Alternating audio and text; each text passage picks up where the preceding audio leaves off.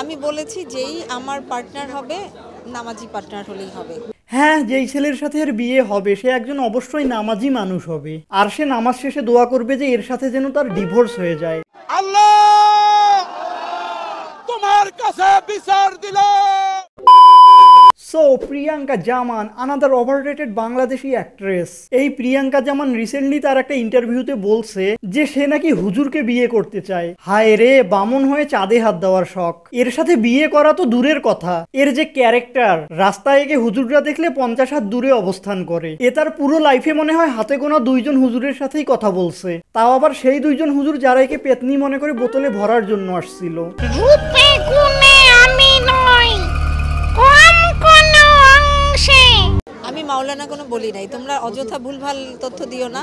আমি একজন ভালো মনের একজন 5 ওয়াক্ত নামাজি পারসনকে বিয়ে করতে চাই। ওকে, সো কাহিনীতে টুইস্ট, এর মাওলানা না, একজন 5 ওয়াক্ত নামাজি মানুষ লাগবে। মানে ছেলে অর্ধেক হুজুর আর অর্ধেক পাপী হইতে হবে। আসলে নামাজ শেষে এর সাথে টিকটকও করতে হবে, তো তাই আর কি অর্ধেক অর্ধেক খুঁজতেছে।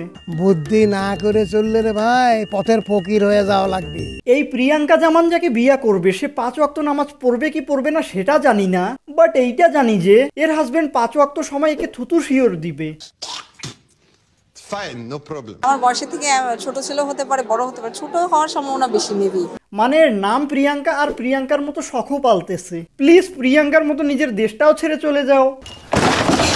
কারণ আমরা যে বলিউড মানে ফলো করি তাহলে তো ওই ট্রেন্ডটাই এখানে চলে আসছে। হ্যাঁ, এরা বলিউডের সবকিছুই ফলো করে, কিন্তু বলিউডের অ্যাক্টর অ্যাক্ট্রেসদের যে অ্যাক্টিং স্কিল ওইটা কেউ ফলো করে না।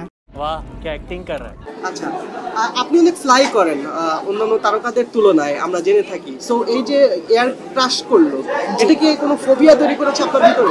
মাইলস্টোন ট্র্যাজেডির কারণে একে জিজ্ঞাসা করলো যে এর প্লেনে উঠতে একে ভয় লাগে কিনা। ব্রো, এ ভয় পাবে কেমন করে? এ তো প্লেনে ফ্লাই করে না, এ তো ফ্লাই করে গাজার সাহায্যে। গাঞ্জা খায় কুল পাই না। না, আমি বরাবরই খুবই দুঃসাহসী, আমার সাহস অনেক বেশি। হ্যাঁ, মানুষের এত এত গালি খাওয়ার পরও অ্যাক্টিং করতে সাহস তো লাগে। বিপদ থাকবেই, কিন্তু সেটা আমাদেরকে পাশ কাটিয়ে যেতে হবে। হ্যাঁ, বিপদকে দেখে পাশ কাটিয়ে চলে যাইতে হবে। আর তাই তো আমি এর ভিডিও দেখলে ফেসবুক ইউটিউব দুইটাই আনইনস্টল করে দেই। এই প্রিয়াঙ্কা জামানকে না বায়োলজি এর টিচার হওয়া দরকার ছিল। না মানে কি স্টুডেন্টরা একবার দেখলেই মানবদেহে ব্রেনের ইম্পর্টেন্সটা বুঝতো। বুদ্ধির দোষ। এবং আর আমি তো সবসময় দোয়া দরুদ পড়ি। দোয়া দরুদ পড়ে না, মেয়েটা দেখতেছি একজন ধার্মিক মডেল।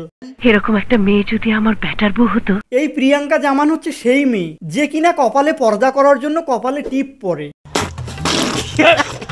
আল্লাহর রহমতে মনে হয় না যে আমি বড় ধরনের দুর্ঘটনার মধ্যে পড়বো, আর আল্লাহ চাইলে পড়বো। আর এইদিকে তো আমি অলরেডি দুর্ঘটনার মধ্যে পড়ছি। না মানে এর ভিডিও দেখা তো আর দুর্ঘটনার থেকে কিছু কম না। প্রিয়াঙ্কা জামানকে দেখলে না আমার মুখের কথা বন্ধ হয়ে যায়, আর শুধু মুখ দিয়ে গালি বের হয়।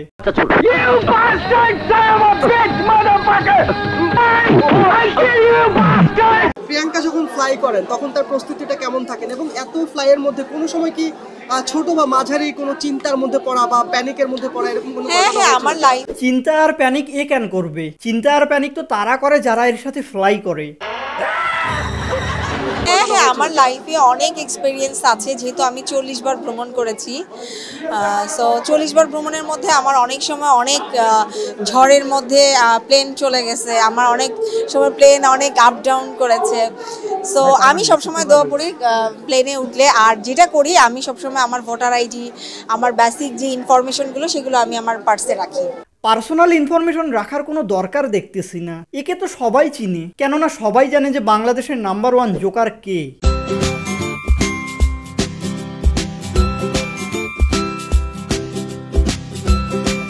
আর এই তো যখন আমি যেখানে যাই আমি আল্লাহর নাম নিয়ে উঠি, এবং আমি সুন্দর করে কিছু সেলফি তুলে আমি ফেসবুকে ছাড়ি, যেন আমার ভক্তরাও জানতে পারে আমি কোথায় আছি। ব্যাপারটা হাস্যকর না যে এরও ভক্ত আছে? এটা হাস্যকর। এর ভক্ত কারা জানো? যাদের জীবনের কোনো মায়া নাই, যারা আত্মহত্যা করতে চায়। আসলে এর ভিডিও টিডিও দেখলে মানুষ এমনিতেই মারা যায় তো। ইন্না লিল্লাহি ওয়া ইন্না ইলাইহি রাজিউন।